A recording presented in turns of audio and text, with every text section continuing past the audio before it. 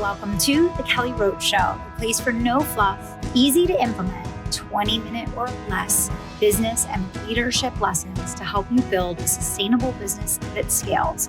Let's get started. Welcome back. This is the Kelly Roach Show, and I have a treat for you today. Actually, I have a treat for you all year long because I have recruited Danielle Cevallos to come and hang out on the show with me. She's going to be popping in maybe once a week, maybe a couple times a month. We'll see how it goes, see how crazy the year gets.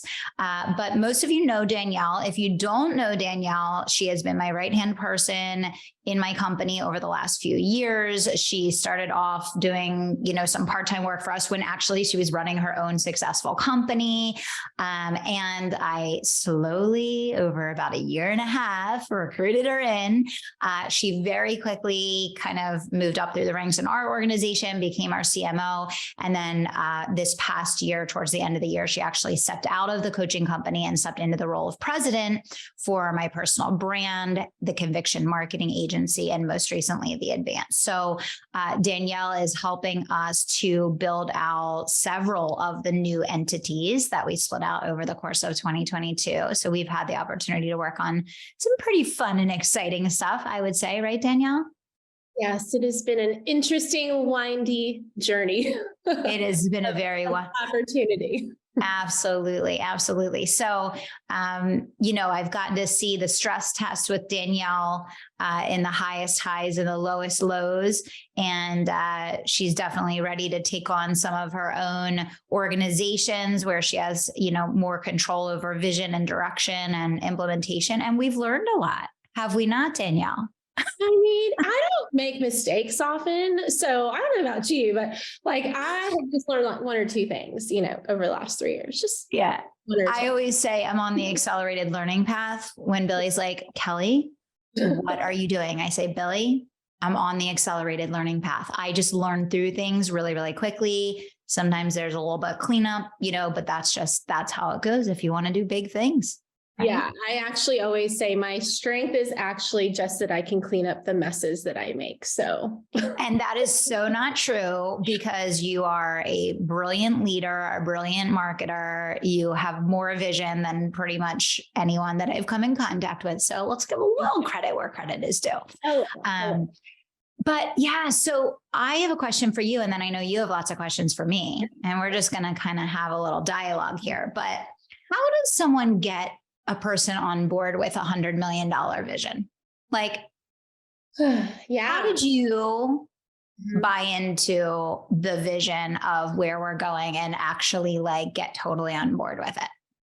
Yeah, I think so. Everyone's different, right? In what they're looking for. Actually, all of our highest level clients ask me this all the time. How did Kelly get you? And a couple of things I think, and this is just my own personal story. So I don't know that this will work for everyone. If you're trying to get someone on your team, I don't know if this is going to work for them. One thing that was really important to me was I was building a business at the time. I ended up really not loving that business, but you really didn't push. It was very much hey, we're here. Hey, we want to work with you. But I remember, I don't know if you remember this, you were listen, I know you're still building your business. So no pressure. If that's where you want to go and that's the direction you want to build, I'm here to help. And that for me, I don't like that hard push pressure. So that for me was really important to know hey, this is an opportunity and I can kind of test it out, right? So you actually let me, I know at that time you weren't really doing part-time people at all. I don't even know that you really had any other contractors at that point. No. But you let me kind of step into a part-time kind of role where I was just doing a little bit of writing. And I really got to see behind the scenes. And, the fear with something like that is, it sounds great on the outside. I'm a client. I see this perfectly polished thing that looks all great. But when I get on the inside, will it be like that? Because I've already built something and I don't need any craziness in my life. I had plenty at the time. So getting to slowly see the reality of how the team worked and you as a person, getting to see your integrity, the way that you kept your word, the way that you worked just as hard for the vision as everyone else was really, really important to me because my personal values and how I like to operate are very much dependent on people doing things with integrity and honesty. And sometimes to a fault, I do that. And so I just needed to see that it was real, and that took time. And so the combination of you like giving me the time to do that and the opportunity, and then seeing on the back end, hey, this is legit, this is real. And then in terms of getting on board with the vision, I think a couple of things you did really well.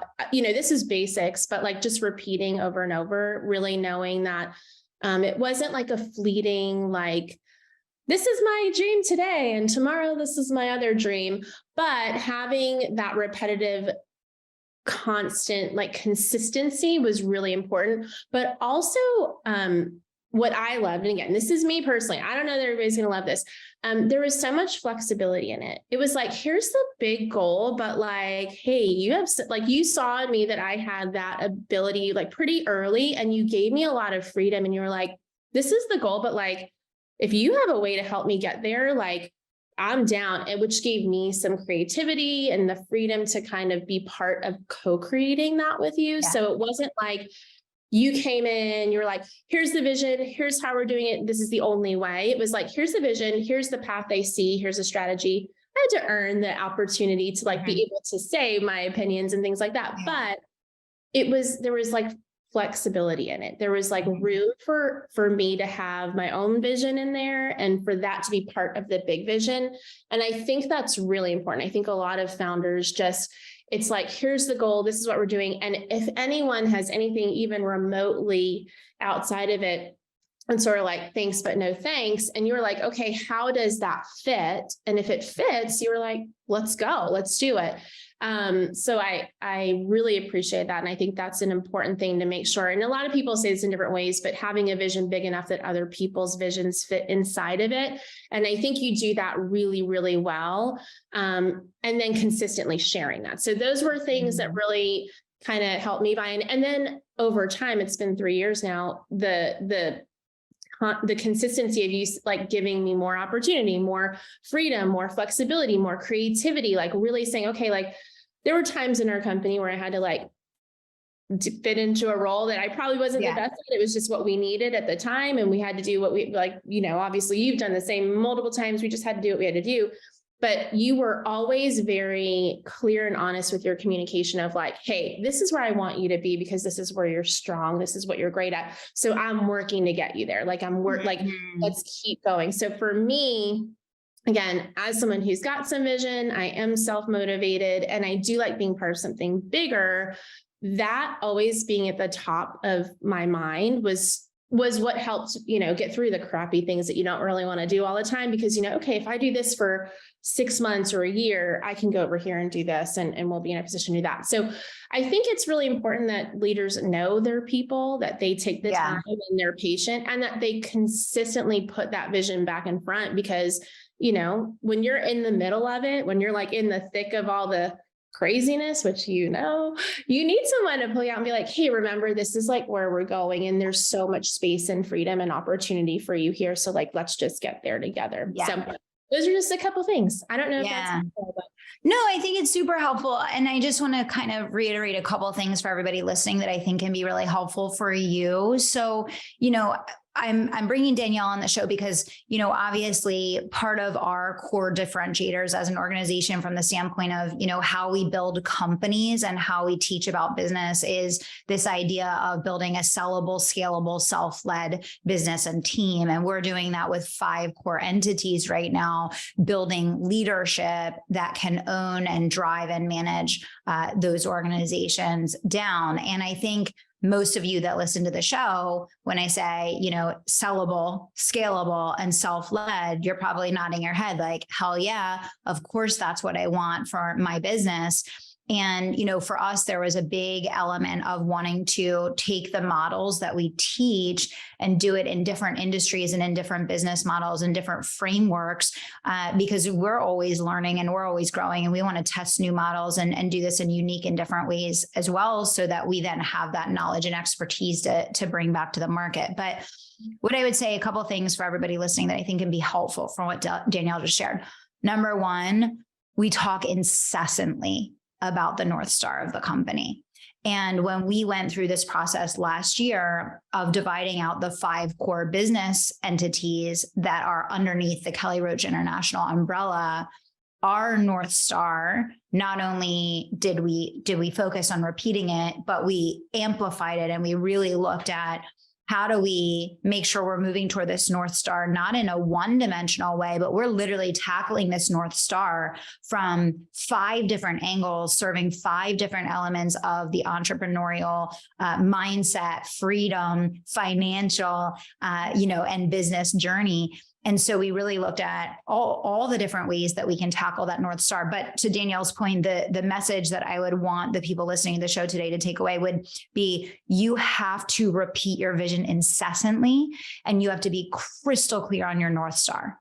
Mm-hmm. Every single team call that we have, I begin by reiterating what the North Star of the organization is, who we are, what we're doing, why we're doing it, and how everything that we're doing ties back to that North Star.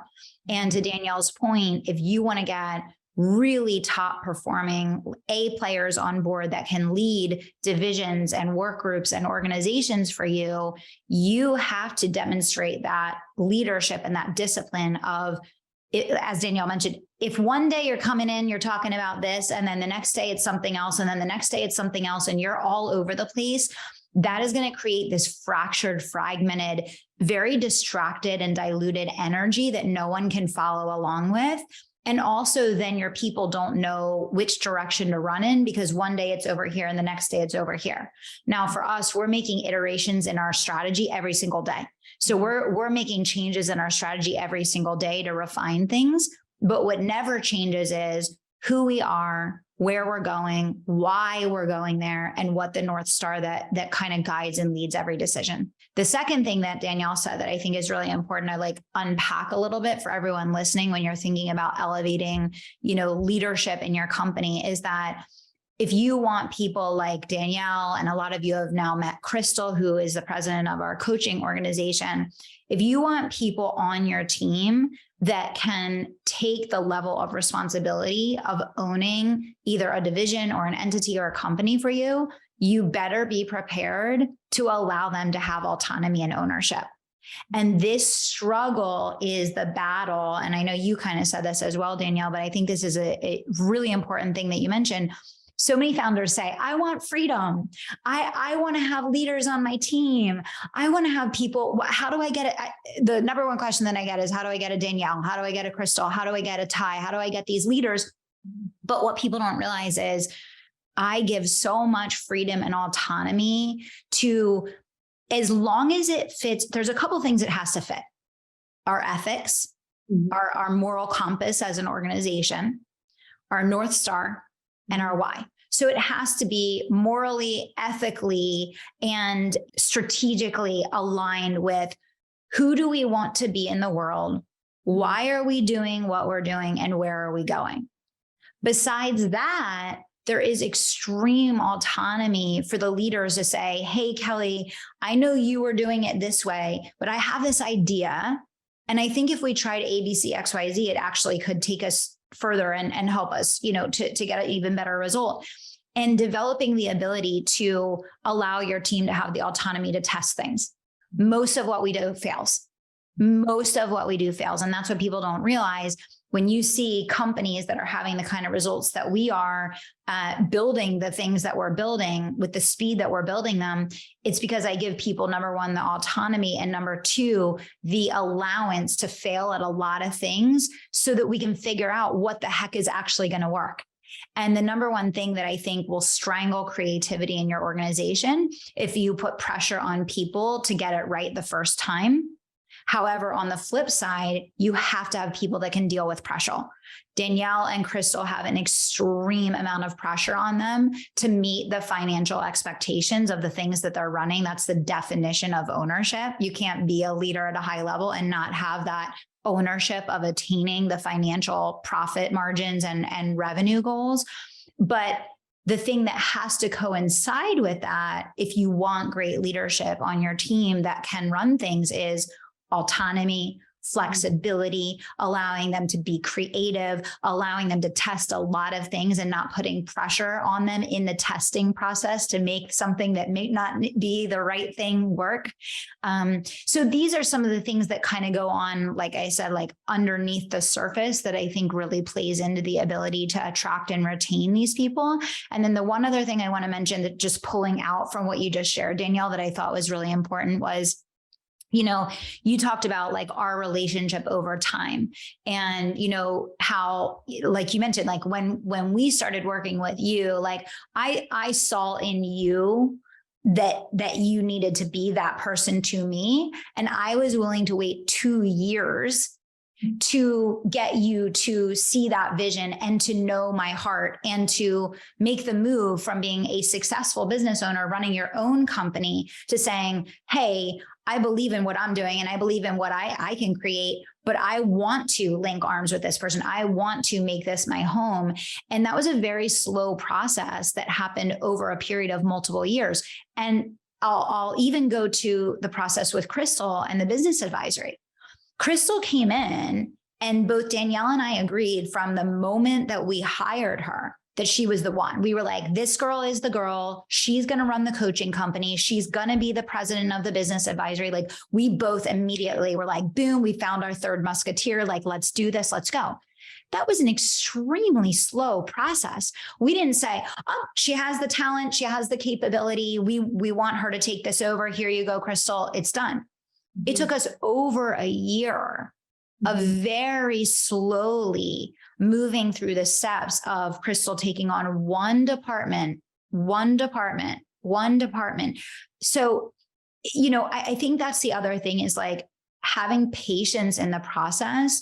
And just because someone has the capability and the talent, if you give them everything right away, it can actually have the opposite effect. It can actually diminish their ability to exercise their talent and their potential.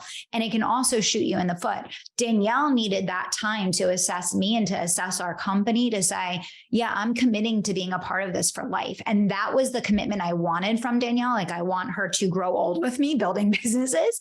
And so I was okay with that process being almost 2 years of going from client. It was more than 2 years. It was probably 3 years from client to contractor to part-time, kind of like, I'll call it consultant, to marketing manager, then VP, you know, all that was a multi-year process. And I think that a lot of us who want to move very, very quickly, I'm one of those people that like Danielle knows, like I'll set a goal and I'll be like, okay, in 1 month, we are going to be at, you know, 8 billion in this new thing that we just started. And she'll be like, how about we give ourselves a couple more months and we have a negotiating process that we go through, right, Danielle? But we have it down. It's pretty good. Like I throw out my crazy idea. Danielle negotiates me to a place of it being crazy, yet somewhat attainable.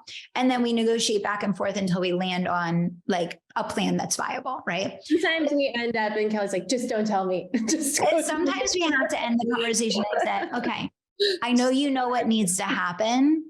And I'm going to trust that you're going to make it happen. But like in this middle part, we're not going to talk about it for a while. And I'm going to let you do what you need to do. And she's like, okay.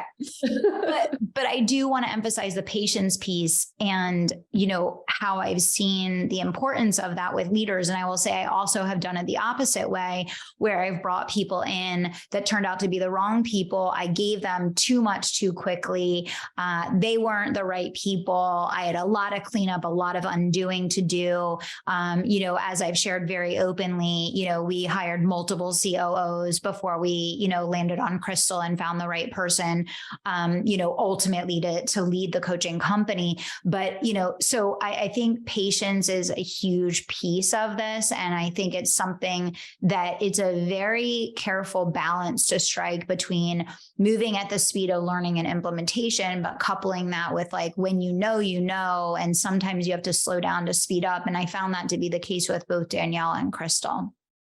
Yeah, I have a couple of thoughts too, just from like my side of things. I think when you talk about patience, when I see clients bringing in high level leadership and getting frustrated, and actually like my own experience, and then now watching like kind of with Crystal, one of the things that I think as the founder, you have to be willing to do is be okay with the messy middle, and sometimes going back into roles you don't personally want to do until that person's ready. So Yes. When we, in all the transitions, there's been 100, I can't even pick one. There have been many. You are not someone who's afraid to go back in and say, okay, well, until this is ready, until this is here, I'm going to do this, or I'll take this. And I think what most founders want to do is, I hired the person, they're here, I'll just give them everything. And a couple of things, I think what we've learned, from some of the wrong hires, number one is, and I say this all the time, I taught my daughters this all the time, character reveals itself over time.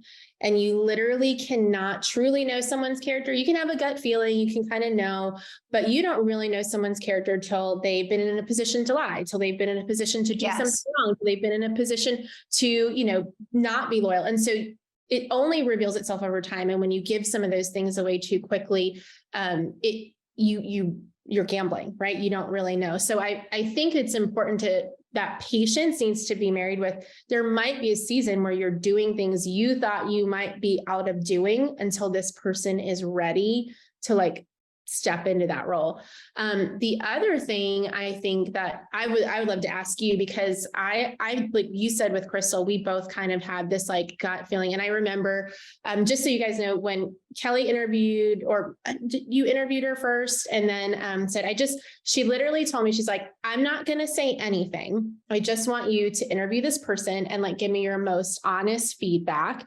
And just let me know what you think. Like, she didn't tell me I love her, whatever. She just said, like, go do the interview.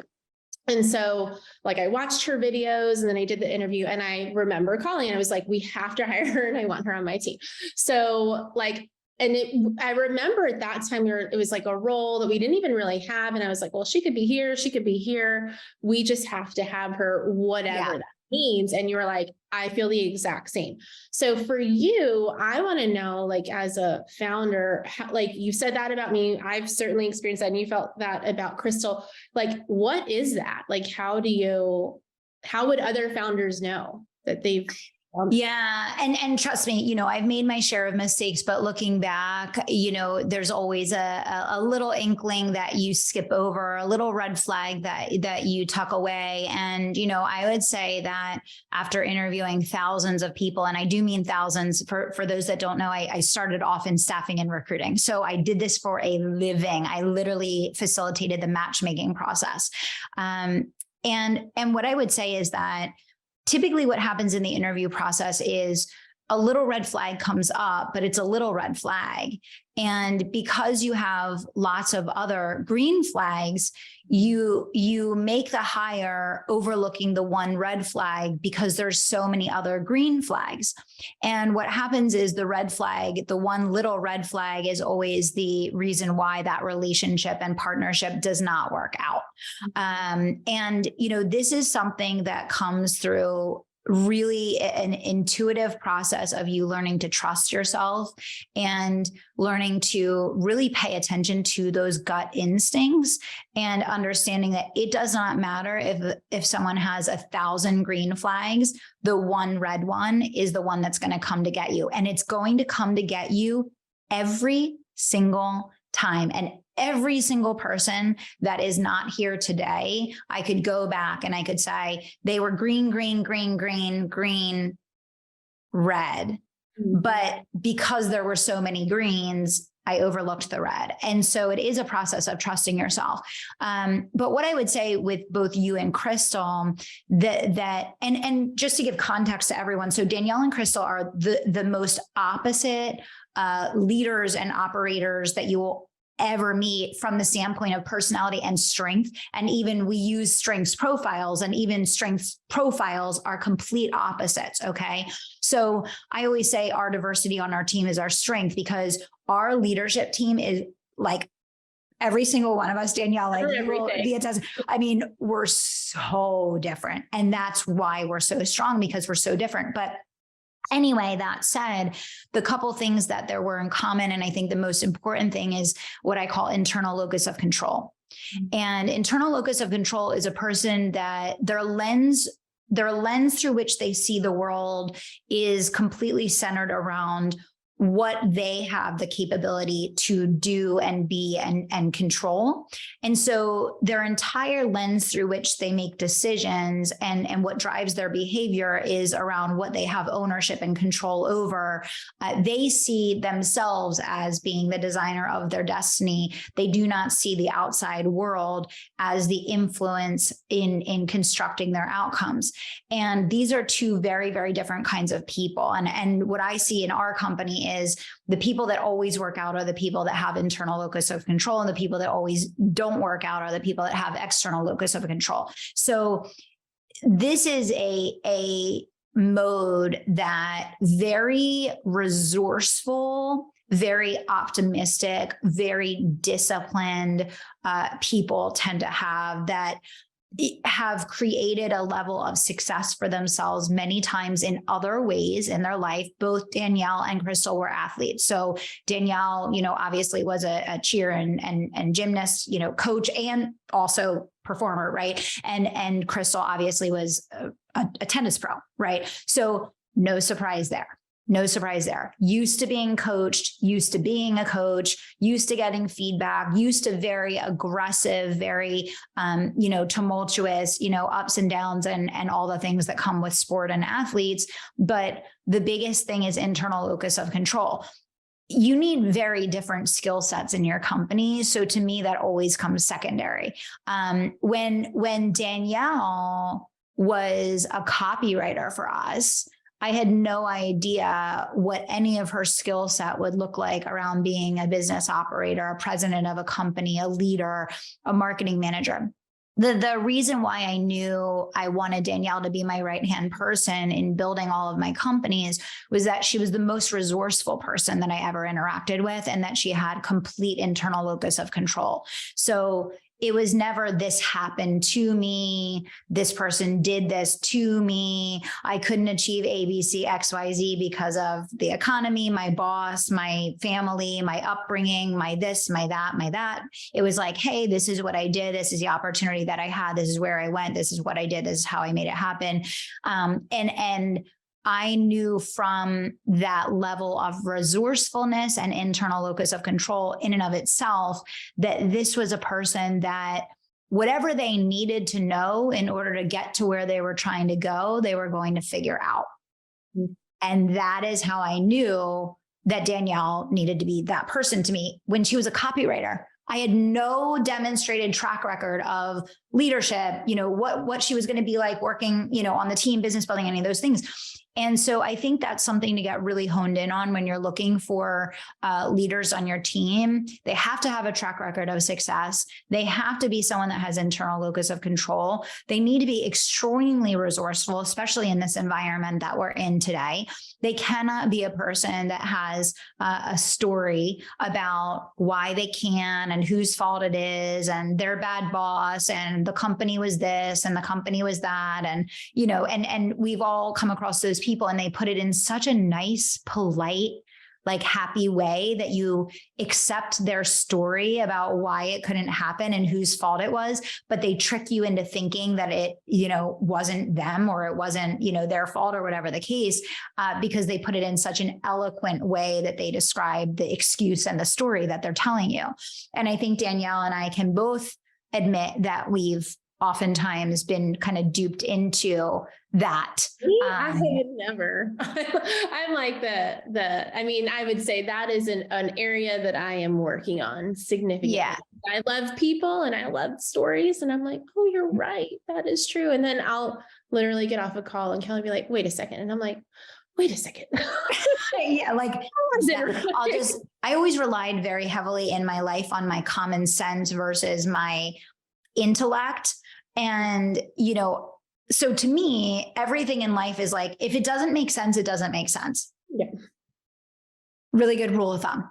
I found that serves me really, really well. You get brought in and everyone that think that's so important because now I'm thinking back through like all the things. And I would say that is the biggest learning I've had, is really like being able to like see through to like the truth. If it doesn't make sense, it doesn't make sense. Yeah. If it doesn't make sense, it doesn't make sense. Even if it makes sense in that moment, sometimes you need to go back and like really think through like, okay, that sounded good, but what do I really know? Because when you do that, usually you're like, wait, I really know X, Y, Z. So that now I know that doesn't make sense. Because in the moment, like you said, it does make sense when they're telling the story and they're saying things. You're like, oh yeah, I get it. I get it. And then you're like, hold up.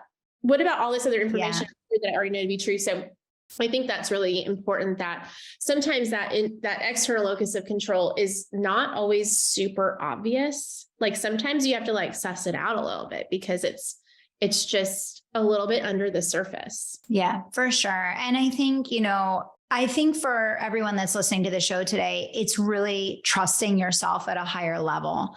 When you hear something that conflicts with what you know to be true, whether it's, in a different context or not, it's like, no, no, you know what I mean? Like, it's so interesting because when I was interviewing and I worked in staffing and recruiting, people would always say, oh, I got laid off. The company was doing layoffs.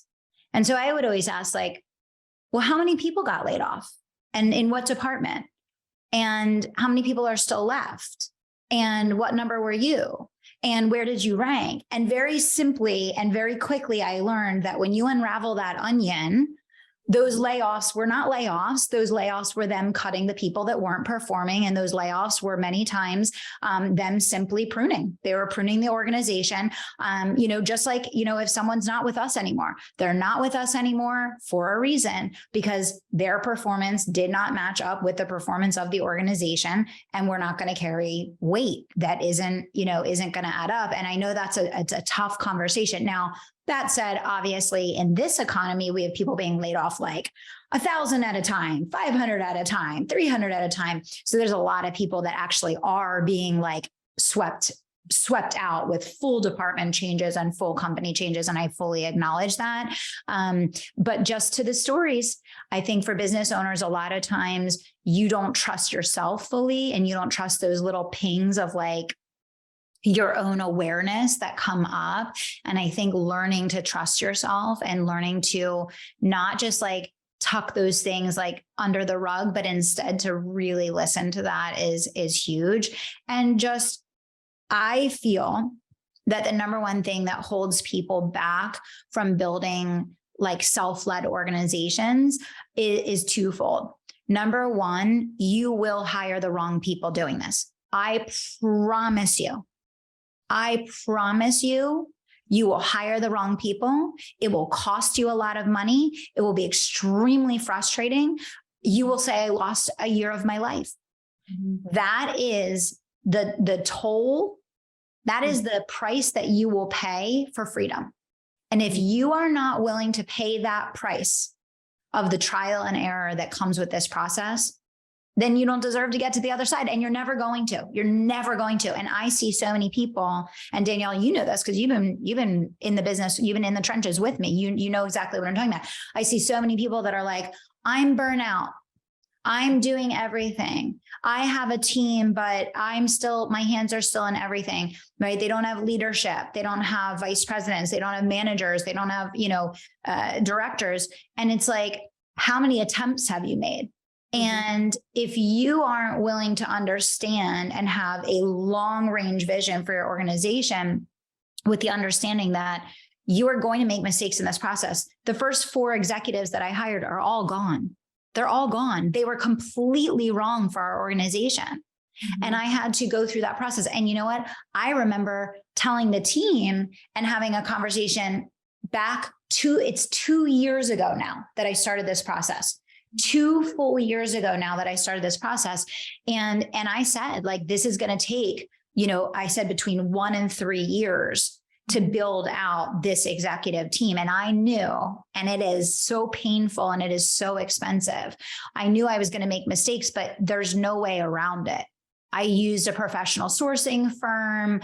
I paid fees. I did deep dive, experiences. But part of that is the learning curve for you. Part of it is the evolution of the company. Part of it is even getting clear on who you really need and what you really need for the roles. Like there's so many dynamics that go into that. But what I would say is that you can't skip over that process and have the freedom that comes with it. Most people are not willing to go through the pain so that they can feel the pleasure. And guess what? That's just a microcosm of life. That is a microcosm of life. So, I hired 4 very incorrect executives for our company before I got the right ones in place. And now we have just some incredible human beings, not just Danielle and Crystal. I'm talking about Danielle and Crystal and our vice president team and the layer of people behind them that are, working their way up. But that didn't happen by chance. And that did not happen quickly. And that did not happen easily. And that did not happen without costing me a lot of money. And that did not happen without a lot of painful mistakes along the way. But now, sitting where we are today, if you said, well, was it worth it? I would be like, hell yeah. Would you do it again? Hell yeah. I would be smarter. I'd approach it differently, but absolutely. Yeah. What do you think, because I do believe some of those things are seen over time. And I was actually thinking about all those people that were brought in. Obviously, they were outside brought in for the highest level of leadership versus both Crystal actually started in like a sales VP role. I don't even remember what it was. It was some sort of sales leadership role before she was promoted to senior vice president and then the COO role. What do you think is sort of the pros and cons of bringing in people from the outside versus bringing someone in at like a mid-level to then help raise them up to kind of see how they perform and handle things? Yeah, that's a really good question. And what I would say is, I think the most important thing that I've seen in terms of finding an executive that is going to win long-term is that you have to bring someone in that's going to do a job in the organization.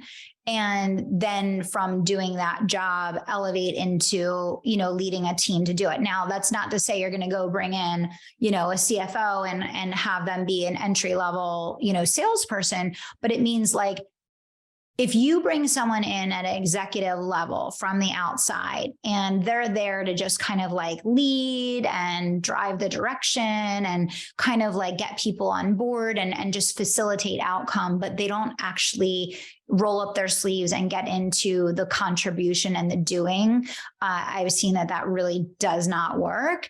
And I've also found that giving people a smaller piece first and letting them integrate to the culture and integrate to the organization and become successful with a smaller piece and then expanding that has worked much better than giving someone just a huge entity to start with.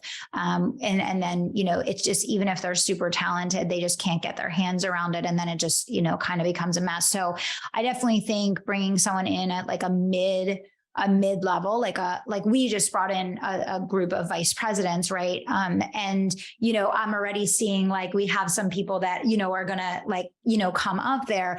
And I think that bringing people in to do a specific job where they contribute, where they impact the bottom line, where they have a balance of both doing and strategizing and leading is really, really important. And again, I think the time element is crucial. We all want someone to step in and take it and run, and you want to like be done. And I found that is like the absolute worst thing you can possibly do, even with the most talented person, because there is like this integration period and this cultural nuance period and this ability to assess them under duress and under stress that comes over time. And you can't see that. So if you give away the farm to someone that you haven't yet seen, how they're going to manage under that stress test, that puts you at a lot of risk. Yeah. And on the flip side of that, I would just add that if you're someone in a company, I think you have to be really careful in sort of demanding the respect, the trust, the input at a level that you haven't yet earned it. And I think that, with you and I will say, like, I know now I can call you and be like, Kelly, you can't do that. like we can have dialogue back and forth. Absolutely listen to me. I feel very, very much like I can come to you and say, hey, this isn't working. I literally just did it last week and was like, hey, like this has come back to me twice now. I need to just tell you, here's my thoughts. And you're always super receptive and super willing to listen. And usually, you know, by that point, you're like, yeah, I've kind of felt the similar thing. But I think if you're working for someone and you do want to be in a leadership role and you want to be at that highest level, you have to earn that. I did not come in day 1,000% saying anything to anyone. I did my job. I would call and say like, hey, I have an idea. And then not only do I have an idea, but I'm going to do it. I have an idea and I'll do it for you. Don't worry about it. It was a long time before I would say like, hey, here's like what I think about the direction where we're going. And so I do think it's important for people coming in at those levels. And Crystal's kind of the same too. Again, we're super different and the way we lead is different. And the way we approach things is different, but she has to like observe first. So for her, she's like, I do have thoughts and I do want to share them, but I like need get in it and like see it first. Yes. I think you have to understand that you have to earn people's trust. You don't just have the founder saying like, now I have a ton of freedom and I do have the ability to come to Kelly with all that, but that wasn't the case day one. That's something you earn over time. And I think you, as an employee, you were talking about having that long-term perspective as the founder. As an employee, you have to have that long-term perspective. Like you have to treat this as if it's your own business, have that extreme ownership, and you have to be patient too. Like you have to understand that number one, I have to prove myself. Like, and again, that takes time. It takes time to prove yourself. And proving yourself isn't in like words. Like anyone can come in and critique an organization. We've seen this a lot with people that are no longer here, obviously. You know, anyone can come in and critique an organization and say, this is wrong, this is wrong, this is wrong, this is wrong. But unless you're raising your hand and you're saying, this is wrong, I know how to fix it and I'm going to fix it, don't even open your mouth, because no one wants to hear you critiquing something that they probably already know needs to be changed or needs to be fixed, but it's a bandwidth and a timing issue and a team maturity issue of, you know, are we in the space to tackle that hill in this moment? Right. So to your point, Danielle, I think, you know, if you are listening to this and you want to take on a higher level leadership role, or maybe even for the founders listening that want to share this episode with your team that's working on, you know, moving up, I think it's absolutely, it's like put your money where your mouth is.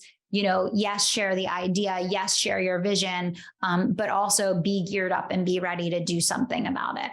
And sometimes that means doing things that you might perceive as below your level. I think where we've seen a lot of people not work out is they're at this level and they're like, well, that's not my job. I was a teacher for 12 years. And like, let me tell you how many jobs I did that were not my job and didn't get paid a single extra penny for ever. Like if you have that mindset of like, that's not my job, that's below me, I don't need to do that, like you're just never going to win long-term. And I would say as a founder and as, you know, as an employee, that's just not a winning mentality. But I think you were saying, you know, founders need this long-term perspective.